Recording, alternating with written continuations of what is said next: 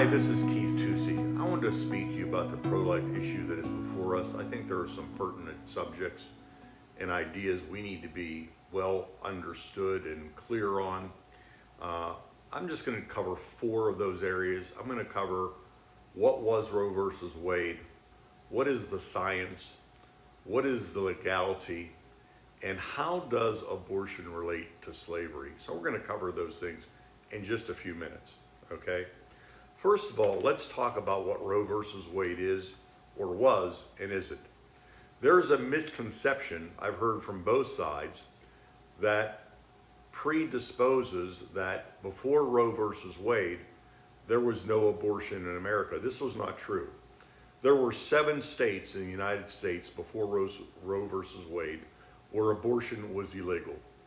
There were 7 states where abortion was legal for any reason or no reason at all up to the moment of birth. So there was a great panorama.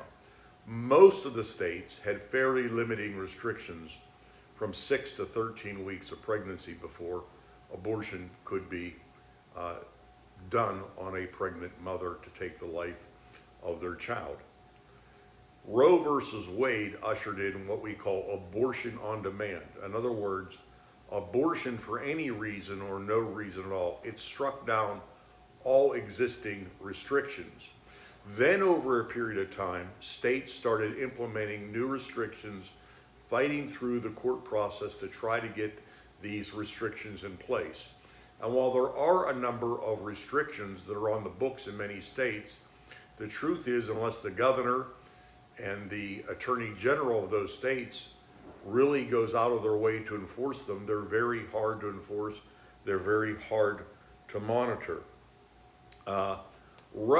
Jane Roe, was Norma McCovey. I knew Norma McCovey. I met Norma after she gave her life to Christ and she became a pro-life person. Now, there was some controversy around the time of her death as to whether she had cashed in her values. She was in a depleted state, but I can guarantee you Norma was a pro-life person, and there were people that tried to propagandize her at the end of her life. Wade was the state attorney for Texas. He was the gentleman that argued the case, and it's not unfair or unkind to say that he was woefully unprepared. His argument in the case was that the unborn child was a potential life. There was very little, if any, scientific or biological information that was really given, and Wade just made the basic argument that children were a building block of society and that the state had a vested interest in protecting them. The court found against him on that case. If that case was going to be argued today, just on the basis of law and understanding and of science and medicine we know now, even in that liberal court, I'm highly suspicious that Roe versus Wade would have become law at that point. They used the 14th Amendment, particularly the Due Process Clause. Now, what's interesting about the 14th Amendment, it was enacted by the Republican legislature after the Civil War, and its nickname was the Black Laws at the time, because the Republican legislature realized that black people, even though they were freed now, were not given due process. They were being treated differently. They didn't have access to the courts. They were being denied benefits and opportunities that other people were gladly given. So they instituted the 14th Amendment, that due process was available to anybody that was on American soil, even non-citizens. That's interesting because when you think about the unborn child, basically up until the fall of Roe, they were non-citizens, they were non-humans, but yet in the 14th Amendment, even foreigners were entitled to due process. What they particularly focused on was something called the right to privacy. Now, in the Roe versus Wade decision, the justices admit there's no such language in the 14th Amendment or anywhere in the Constitution for that matter. There is no right of privacy. But what they said was there was a penumbra, which is just a nice word for a shadow. Like there's a shadow of this right to privacy. And if there's a shadow of this right to privacy, then that right of privacy might extend to a woman controlling what was in her body, not her body, because an unborn child does not share any organs with the biological mother. They even have their own blood type, but they live in their mother's house and they should be under their mother's protection. But we have to understand that abortion did exist before Roe came into play, and then it was open season after that. I think it's important to mention that the life of the mother has never been a constitutional issue in any of the 50 states. And today that would specifically apply to an ectopic pregnancy where the mother nor the child would survive. So that would be what would be called a therapeutic abortion to save the life of the mother, because both of them would die if that pregnancy continued. Now, just to make a point, Wade was right about something.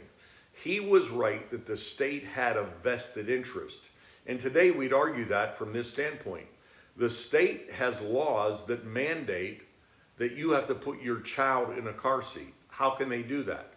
Because the state, they say, has vested interest in the safety and protection of that child. There are many states where they insist that you have to do certain vaccine and certain medical procedures on a child. If you don't do them, you could be held for negligence. Now, I might not agree with all those things, but the premise is this, that the state has a vested interest. Virtually every state has mandatory education laws of some type that are on the books. What is the process, or what is the reasoning behind that? That the state has a vested interest. So it's not just the woman, it's not just the child. The state has a vested interest in that child, just like they would a 3-year-old or a 13-year-old for that matter. So legally, we have to understand the history of Roe versus Wade, because many people that are giving sound bites are woefully uninformed on what the issue really is. The other issue that would be really critical to understand and must be understood is the science of this all. And this science is unequivocal, it's undeniable, it's absolute, it's immutable. You cannot take it away. Nobody will argue these facts. But here's what's scary about this science.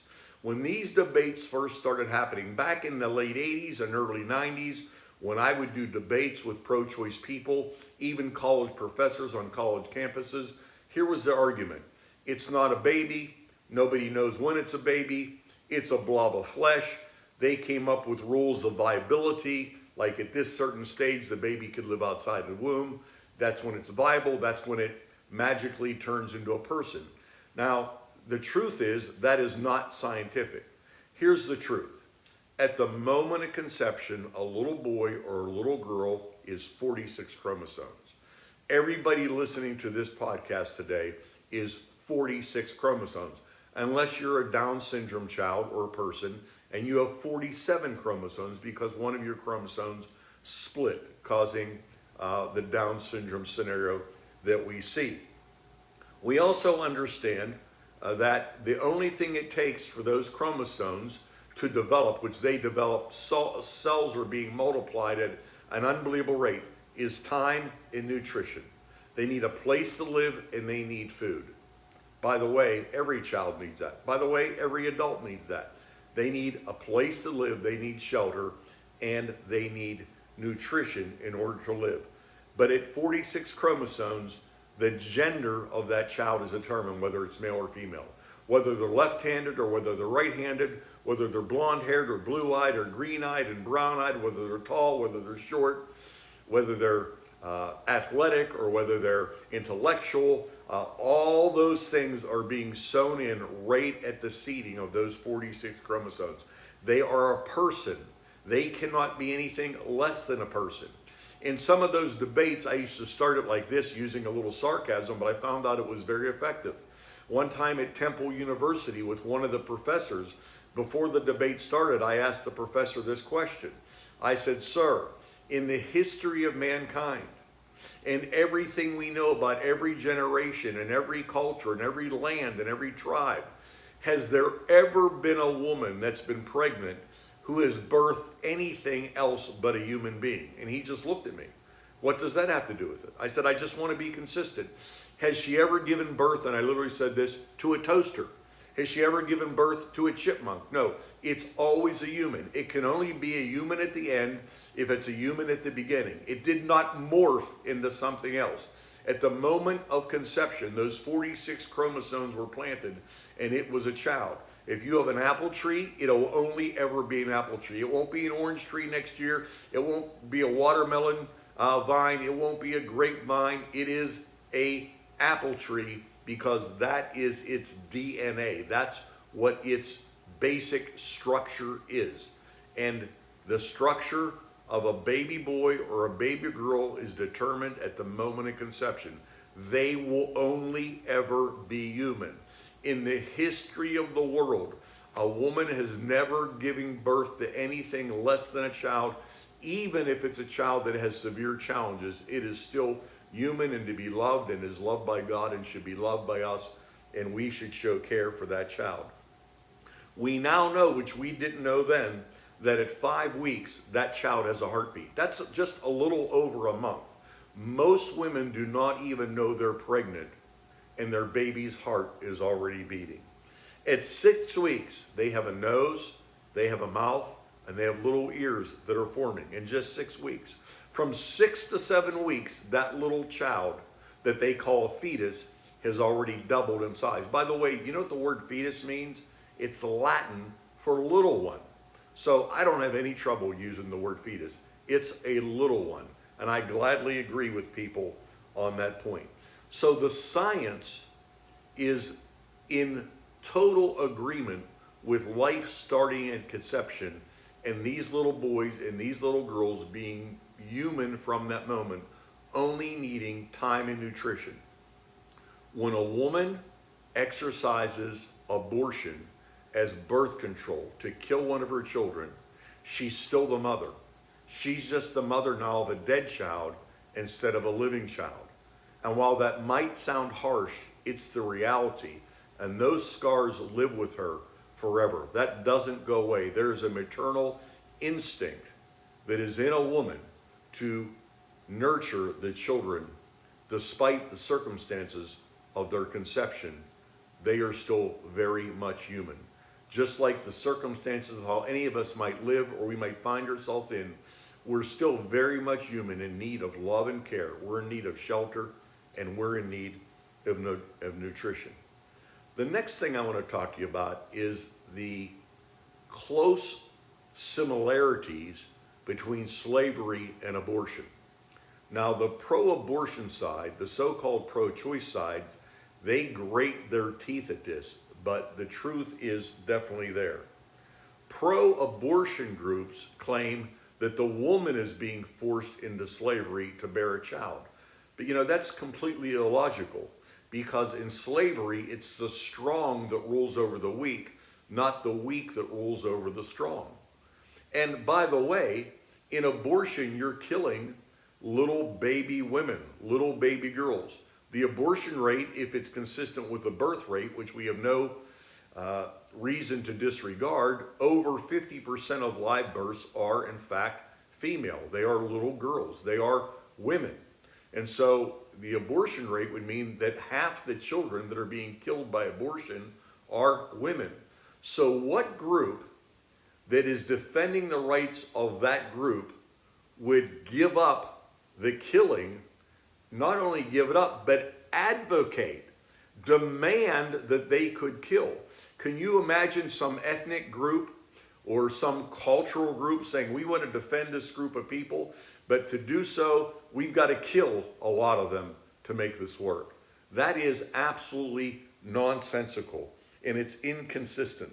Slavery has to do with the stronger oppressing the weaker. The little child is the slave in this situation. It is might versus right.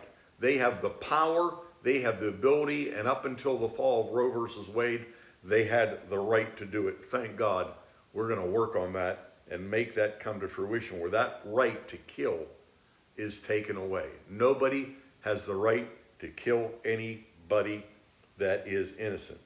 In slavery, the most consistent rhetoric You go back and read this. I've done a lot of reading on slavery, not just recently. For 40 years, I've read document after document. It has broken my heart that otherwise good people, many times, somehow were completely blinded to slavery and could not act. We have that today. There are some good people in the pro-choice camp who really believe they are defending the rights of women. They are keeping women from being put in bondage. That's sad. They're mistaken. Just like there was sad and mistaken people who didn't understand slavery. But the foundation of slavery was that these people were not quite human. They were non-human. They were always being marginalized. Their humanity was always being degraded. They were compared to animals. They were called stupid. They were called unfit. They were called animalistic. They were called every name to devalue them as humans. That's exactly what the pro-abortion movement has done to unborn little girls and little boys. They've tried to dehumanize them. As I started to say earlier, and I didn't finish my thought, the argument has gotten worse.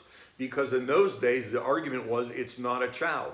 Today, they will not argue that fact with you. You will not argue or have a debate with anybody who knows anything about life production who will say it's not a baby. The argument is more sinister today. They say, we know it's a baby, but we have a right to kill that baby because it will interfere with the life and the prosperity of the mother. It will interfere with their life, which is interesting because that is exactly the reason the plantation owners said that they had to have slavery, because if slavery was interrupted, it would interrupt their life, it would it would inconvenience them, it would affect their prosperity, and it would be a disruption to the social order. That was exactly the argument. That's the same argument we're hearing today. And you know what those slave owners did? They threatened violence. They killed people. They went to Kansas and killed people. They went to Missouri and killed people. They went to some of the free states that were saying, okay, we're not going to have slavery here anymore. And they killed people. They burned buildings. They torched printing presses that printed pro-life material. They threatened pro-life politicians and pro-life judges. They are anti-slavery, I should say. That's being pro-life, right? They did all those things. So we've got to understand that the similarities intrinsically between slavery and abortion are very, very connected. It's the same mentality. It's might versus right. I need that person, and I'm using the word parenthetically because they wouldn't even give them that right to do that. You know, there was actually a South Carolina case. Chatwell was the name of the case. And a slave owner won in court because the court said he could abuse his slaves, which would mean he could even kill them, he could assault them because they were property. And if you study the Dred Scott decision, which was later in the 1850s, 1857, I believe, you see where Mr. Scott, Dred Scott was his name, was denied citizenship on the basis of his humanity, even though at that time he was in a free state and the U.S. Supreme Court ruled against him becoming a citizen. The arguments are very similar. They're very similar. When you deny the humanity, when you deny the vulnerability, when you deny the weakness of one group of people, then you have a severe problem. One of the other consistent things with slavery was this. If you were in a slave state and you crossed the line and you became a free person, up until the Fugitive Slave Law Act, which said they could come in and they could kidnap you back, by the way. But if you went into that slave state, if you changed geographies, if you changed the place you lived, all of a sudden you were a person. That's true with a baby. Roe versus Wade, you can kill a baby for any reason or no reason at all up to the day of birth. Once the baby comes out of the birth canal, now it's a person. What has changed? Just where it lives. Its proximity has changed, and that's all. And of course, we know we have people that want to do away with that too. They want to kill children outside the womb that are not perfect in their sense. This is something that just cannot be tolerated. The science, the law, history is all on the side of unborn children and their humanity and their preciousness to God. Do women face hardships in pregnancy? Absolutely. I'm the father of 8 children. I've watched my wife be radically inconvenienced. That's a hard thing. But you know what? The most wanted pregnancies are radically inconvenienced. They are still the hard thing. But our life is not based on that. Otherwise, we could eliminate people that cause hardships for us in some way. And of course, there are people that really think like that. And of course, part of the pro-choice rhetoric is, well, they might be, limited physically, or they might be limited mentally. Well, does that mean we should start killing little boys or little girls, or big boys and big girls that are limited physically and mentally? Are they saying they're less than human? That's what they're saying. And some of them, by the way, do believe they should be eliminated. That's the root of eugenics. That's the foundation of Planned Parenthood. And Margaret Sanger, who said Negroes, by the way, were quote unquote human weeds that had to be eliminated. And Planned Parenthood still honors her today. It's not like they said, oh, that was a misquote. They don't deny that. These are facts I'm talking to you about. And they must take reasonable people to look at it. I believe that God expects better of us than to tell a woman that's in a legitimate crisis pregnancy, a woman that is pregnant and doesn't want to be, there are many of them, that's the truth, that the only solution is killing her baby, something she can never change her mind on. If she gives birth, she has a chance to raise that child, place that child, nurture that child. Her options are very great, and there's very many people that want to help, will help, do help, and have helped. And the church is the backbone of that, and it continues to happen to this day. But to say to a whole culture that we're not good enough, we're not strong enough morally, ethically, compassionately to help somebody in a crisis, and the only solution is to kill a person, is the poverty of humanity. And it must come to an end. Until we can define what a human is, how are we ever going to define human rights? It's inconsistent, my friend. Lastly, I just want to look at the Bible and give you some biblical scriptures. There are some people that actually suggest that the Bible isn't pro-life. Of course, I've got to be a little sarcastic here. I need to teach them how to read, because reading the Bible would solve that dilemma. First of all, I would take the argument the other way. What could you possibly find in Scripture that would not talk about God being pro-life?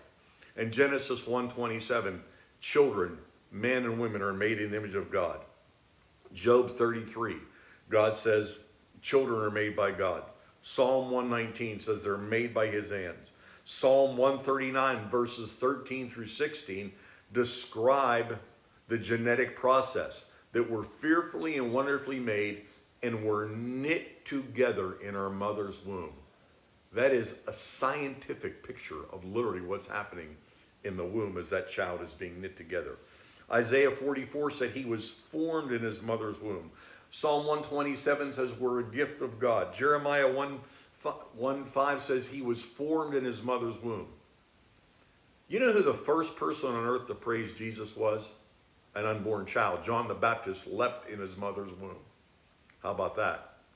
Do you know there are 27 people in the Bible that I found, maybe there's more, that God named or described before their birth? I think that's pretty pro-life. He ascribed humanity to them. He described creation to them.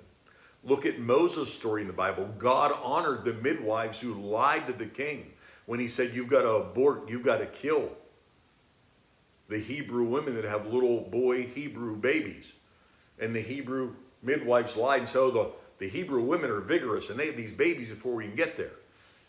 And Moses' mother took her son and hid him and risked her life because she believed God was, and God honored that story.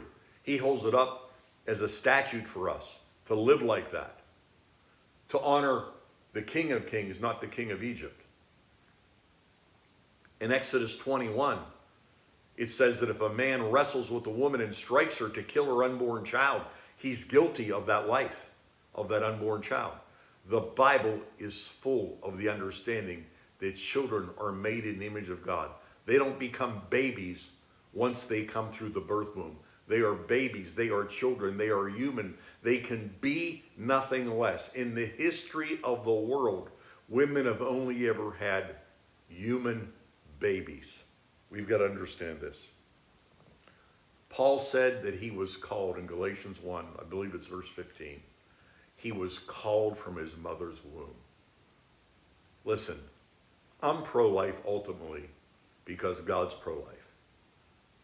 If the Bible wasn't there, I would still be pro-life because the science is pro-life.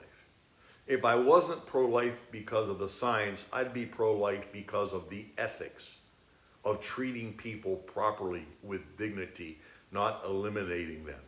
And if I wasn't pro-life for that, I'd be pro-life because history tells me when you subjugate one group of people, then it affects all people. Slavery affected the ethics and morality of a nation. Abortion has affected the ethics and morality of a nation. And I believe with all my heart, once the shedding of innocent blood is stopped, we will see a new morality. We'll see mass shootings stop. I believe that. Because this generation, they've only ever known killing. Almost 65 million little boys and little girls have been slaughtered. Many of them for no reason at all. Many of them out of ignorance. Many of them out of crises. I'll just end with this. I've stood outside a lot of abortion clinics on my day and offered help to pregnant women. And I can tell you, I've talked to many, and I've seen a number of them change their mind just because somebody cared. But this I can tell you, I've never met the woman, no matter how pro-abortion she was, going into that abortion clinic that thought she had a choice. She was going in there because she thought she didn't have a choice. And it's our job to contradict that and say, you do have a choice. And for some, it's a very hard choice. I understand that. But there are people that love them and will help them. Please, let's be led by the facts. Let's be led by God. Let's understand science.